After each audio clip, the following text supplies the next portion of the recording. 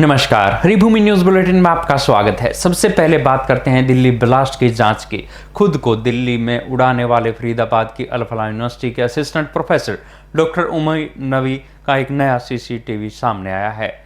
29 अक्टूबर के इस फुटेज में उमर यूनिवर्सिटी के पास एक मोबाइल शॉप में बैठा देख रहा है। वो एक फोन चार्जिंग के लिए देता है जबकि दूसरा उसके हाथ में है। पुलिस ने तत्काल शॉप मालिक को हिरासत में लेकर पूछताछ शुरू कर दी है। इस बीच फरीदाबाद पुलिस ने अपना जांच का अभियान तेज कर दिया है। पुलिस मस्जिदों की चेकिंग कर इमामों का सत्यापन कर रही है। कॉलोनियों में जम्मू कश्मीर से संबंध रखने वाले लोगों के घरों की सघन तलाशी ली जा रही है। यूनिवर्सिटी से जुड़े आतंकी मॉड्यूल के तार पश्चिम बंगाल तक पहुंच गए हैं, जहां एक MBBS छात्र को हिरासत में लिया गया है। पुलिस को शक है कि वो आतंकवादियों के संपर्क में था। यूनिवर्सिटी के डॉक्टर मुजमिल, डॉक्टर शाहिना शहीद समेत 4 लोगों की गिरफ्तारी के बाद लगभग 15 डॉक्टर अंडरग्राउंड हो गए हैं। ये सभी डॉक्टर मुजमिल के संपर्क में थे। जांच में यह भी पता चला है कि डॉक्टर उमर नवी ने ब्लास्ट से पहले न्यू के फिरोजपुर झिरका में एक ATM से पैसे निकालने की कोशिश की थी, लेकिन असफल रहा। वहीं डॉक्टर शाहीन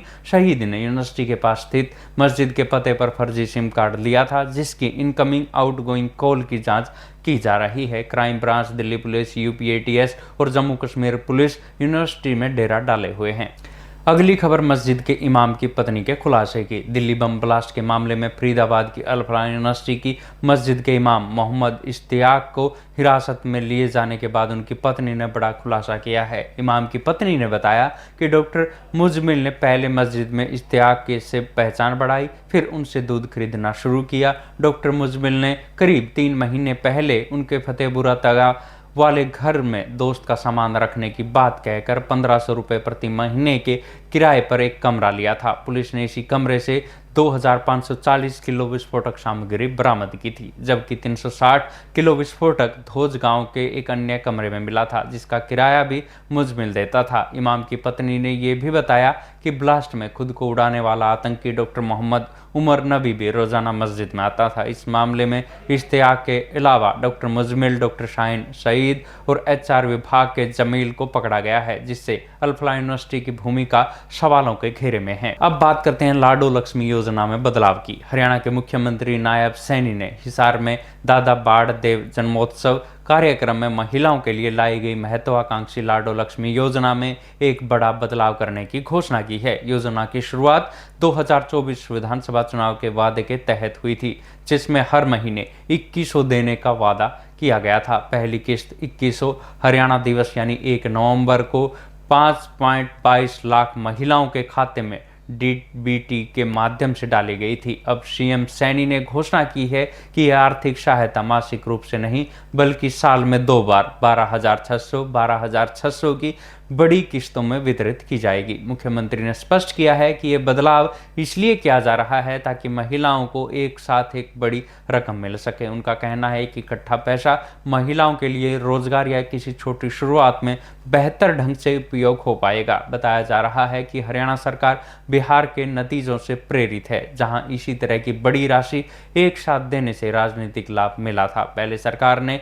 19 लाख पात्र महिलाओं का दावा किया था, लेकिन आधार कार्ड, इनकम डेटा का उपयोग करने के कारण पहली किस्त 5,22,162 महिलाओं को लाभ मिला। इस दौरान CM ने युवाओं के लिए नौकरी और नई IMT खोलने का भी ऐलान किया। अगली खबर पलवल की। हरियाणा के पलवल में हुड्डा सेक्टर 2 स्थित SPS इंटरनेशनल स्कूल में 17 से 19 नवंबर तक 3 दिवसीय इंटर स्कूल स्पोर्ट्स मीट का भव्य आयोजन होगा। प्रतियोगिता में हरियाणा और उत्तर प्रदेश के 140 स्कूलों में 2500 से अधिक खिलाड़ी अपनी प्रतिभा का प्रदर्शन करेंगे। खेल राज्य मंत्री गौरव गौतम ने इस मीट का शुभारंभ करेंगे। समापन समारोह में अंतर्राष्ट्रीय पहलवान दिलीप सिंह राणा और अर्जुन अवार्डी गीता फोगाट जैसे दिग्गज खिलाड़ी उपस्थित रहकर विजेताओं को सम्मानित करेंगे और युवा एथलीटों को प्रेरित करेंगे। स्कूल के संस्थापक सुरेश भारद्वाज के अनुसार इस आयोजन का मुख्य उद्देश्य विद्यार्थियों में खेल भावना, अनुशासन और प्रतिस्पर्धात्मक कौशल विकसित करना है।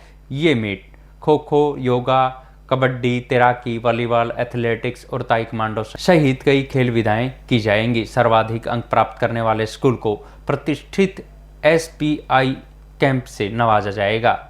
अब बात करते हैं सड़क हादसों की। हरियाणा में अलग अलग 2 हादसों में 2 लोगों की जान चली गई। पहली घटना कुरुक्षेत्र रेलवे स्टेशन पर हुई, जहां 31 वर्षीय अखिलेश कुमार की ट्रक से कुचलने पर मौत हो गई। अखिलेश मूल रूप से यूपी के गोरखपुर का रहने वाला था और कुरुक्षेत्र में टाइल्स पत्थर लगाने का काम करता था। पूर्वांचल समाज के नेता उमेश शाहनी ने बताया कि अखिलेश काम पर जाने के लिए रेलवे स्टेशन से गुजर रहा था, तभी मालगाड़ी से सामान लेने आए ट्रक के पहिए के नीचे आ गया। दूसरी घटना महेंद्रगढ़ के नारनौल में अटेली के काटुवासा लाइन के बीच हुई। यहाँ 65 वर्षीय किसान अमर सिंह की ट्रेन की चपेट में आने से मौत हो गई। परिजन ने बताया कि उमर सिंह को कम सुनाई देता था। वे रेलवे स्टेशन पार करके अपने खेतों में जा रहे थे, तभी ये हादसा हुआ। आखिर में बात करते हैं हिसार की। यहाँ हांसी के पास स्थित गांव उमरा में खुशियों का माहौल अचानक मातम में बदल गया। जिस दिन घर में भतीजी की शादी थी, उसी दिन 58 वर्षीय चाचा जंग बहादुर ने खेत पर बने कमरे में जहरीला पदार्थ निगल लिया, जिससे उसकी मौके पर ही मौत हो गई। ये घटना शुक्रवार दोपहर की है, जब परिवार शादी की तैयारियों में व्यस्त था। तभी जंग बहादुर खेत की ओर चले गए और कुछ देर बाद उनकी हालत बिगड़ने लगी और परिजनों ने उन्हें आनन फानन में हांसी के एक निजी अस्पताल में भर्ती करवाया। डॉक्टर ने तमाम प्रयासों के बावजूद शुक्रवार रात करीब 9 बजे जंग बहादुर ने दम तोड़ दिया। ऐसी ही खबरों से जुड़े रहने के लिए देखते रहिए हरिभूमि टीवी। और अधिक खबरों को विस्तार से जानना है तो हरिभूमि अखबार पढ़ें या हरिभूमि की वेबसाइट पर जाएं।